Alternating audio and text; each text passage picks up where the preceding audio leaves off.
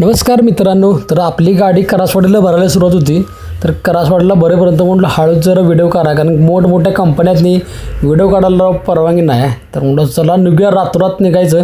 तर मस्त पेवाडीच्या HP पंपात पोचलो. मस्त पाटकन बाबा म्हणलो टाके फुल कर म्हणलो. आमची गाडी म्हटलं बारकी नाही आहे म्हणलो, मोठा चांड आहे म्हणलो, याला टाके फुल केल्याशिवाय पर्याय नाही. टाके फुल तात्याला म्हणलो कर लगेच.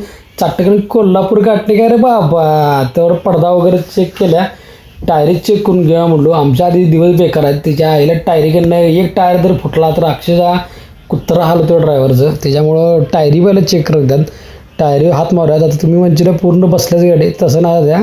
7 टनाची गाडी अलाउड आहे. त्यात कमान पट्टे कंपनीच असल्यामुळे आम्ही वाढवलेलं नाहीत. खायची गाडी आपली अंडरलोड असतं, त्यामुळं मस्त आलो, पटकन आलो. आणेवाडी टोल नाक्यावर आलो, कारण ट्रॅफिक एवढं होतं की मला फोन करायलाच परवानगी नाही होती. तर इथं बघा आणेवाडी टोल नाका सर्रास जुगार सुरू असतो आहे. तर पोलिसांनी लक्ष घातलं पाहिजे, जुगार डायरेक्टली सुरू आहे. तर तिथनं बाहेर पडलो तर यो साताऱ्याला जा रोड आहे, तेवढाच पट्टा चांगला आहे बघा. बाकी सगळा रस्ता हा हायवे खराब आहे.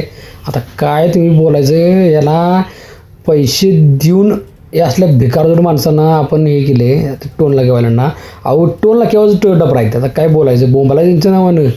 तिथनं पोचलं मस्तपैकी कोल्हापुरात. पहाटेचं 2:45 वाजलेले, 3च्या आसपास मी तिथनं बाहेर पडलो. तर ही आपली स्प्लेंडर आहे. पटापट चला म्हणलो स्टार्टर मारूया. स्टार्टर मारून निघालो. तर दादा म्हणलो गाडी चेक करून घ्या म्हणलो. टायरी आपल्या आहेत, मागं मटेरियल वगैरे सगळं ओके होतं. टायरी चेक केल्या, टायरी सगळ्या ओके होत्या. स्टेपनी वगैरे चेक करावी लागते, काय प्रॉब्लेम होईल सांगता येत नाही काय रस्त्याला वगैरे. एअरच्या पायपा पण चेक करावं लागतात, कारण काय रस्त्याला होईल आणि पुढं काय होईल सांगता येत नाही. आता म्हटलं उद्या बघूया म्हणलो. उद्या गाडी ज्यावेळेला येईल त्यावेळेला उतरून घेऊया म्हणलो. परत काय म्हणलो कोल्हापुरातनं इकडनं शिरोलीला परत यायला लागणार मोटरसायकलवरनं. ही वेग राव, तुमचा सगळ्यांचा आशीर्वाद असंच असू दे.